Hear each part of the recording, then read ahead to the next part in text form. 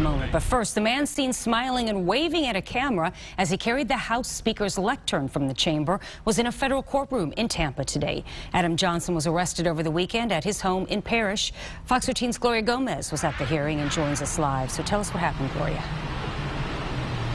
Well, Johnson actually walked out of federal court this afternoon on $25,000 bond. He didn't speak to reporters, but his attorneys did. They said he takes these charges very seriously and regrets what he did. This is Adam Johnson smiling and waving his left hand while carrying the House Speaker's lectern in his right hand. It's the virtual image that has become a striking symbol of the violent riots that invaded the U.S. Capitol last week.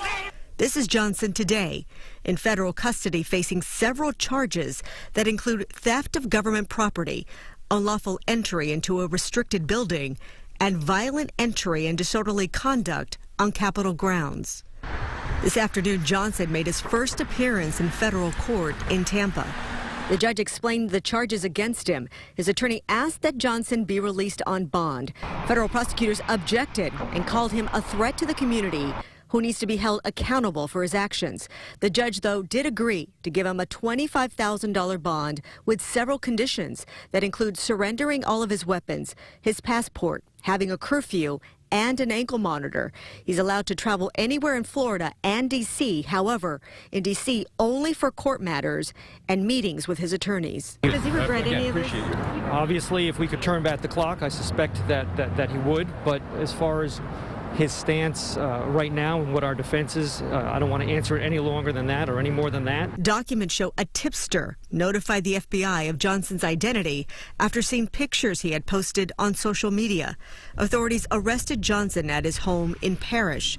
The lectern was later found by members of the Senate staff in the Senate wing of the rotunda.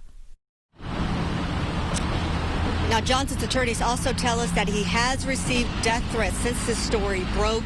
He reminded us that, again, that he is a father of 5. He's a stay-at-home dad. He is not a threat to the community. Keep in mind, though, that if he is indicted by a grand jury, his arraignment will be in Washington, D.C. Back to you. All right. Gloria Gomez reporting live for us. Thank you.